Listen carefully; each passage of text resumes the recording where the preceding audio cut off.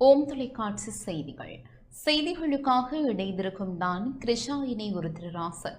நாளை சிவனுடைய விரதங்களில் உன்னதமான மகா சிவராத்திரி விரதம் அனுஷ்டிக்கப்பட உள்ளது.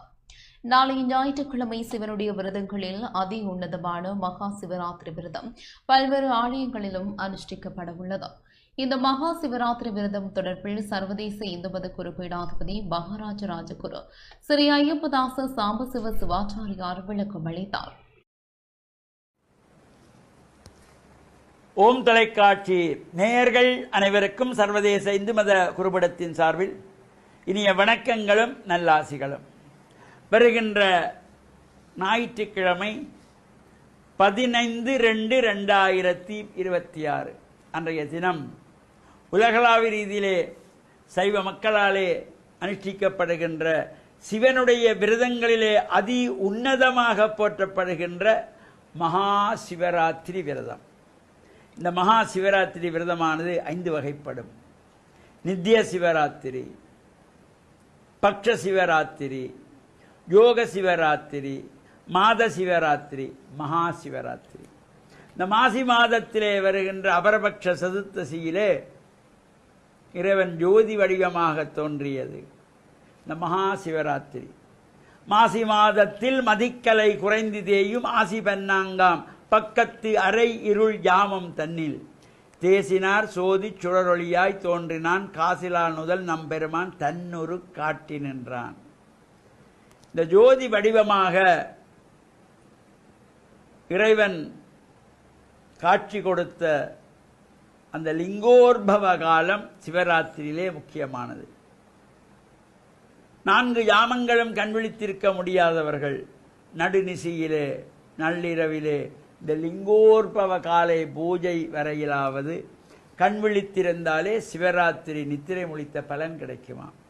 அவ்வாறு அந்த சிவராத்திரியிலே பூஜைகள், வழிபாடுகள், பிரார்த்தனைகள், அபிஷேகங்கள், ஆராதனைகளோடு சிவபுராணத்தை யாரெல்லாம் பாராயணம் செய்கின்றார்களோ அவர்களுக்கு வாழ்விலே உயர்வுகள் கிடைக்குமா?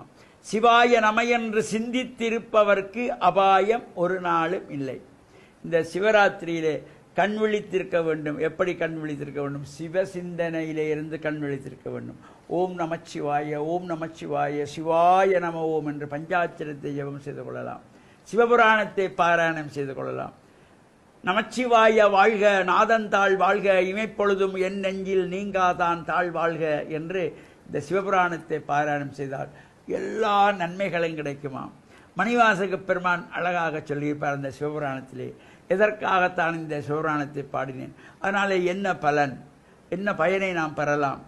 சிந்தை மகிழ சிவபுராணம் தன்னை முந்தை வினை முழுதும் ஓய உரைப்பன் யான். சிந்தையை மகிழ்வதற்கு இந்த சிவபுராணத்தை ஓதினேன். இந்த சிவபுராணத்தை ஓதுவதனாலே முந்தை வினை முழுதும் ஓய, போன ஜென்மத்திலே செய்த பாவங்கள் கூட விலகிவிடுமாம் இந்த சிவபுராணத்தை பாராயணம் செய்தார்.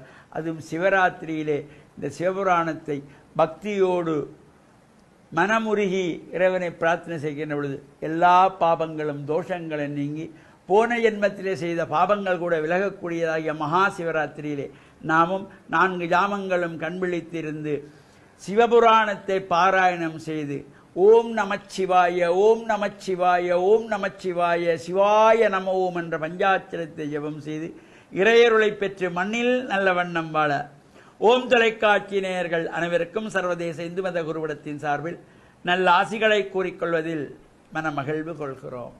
வணக்கம். இத்துடன் இந்த செய்தி அறிக்கை நிறைவு பெற்றது. தொடர்ந்து நிகழ்ச்சிகளோடு இணைந்திருங்கள். வணக்கம்.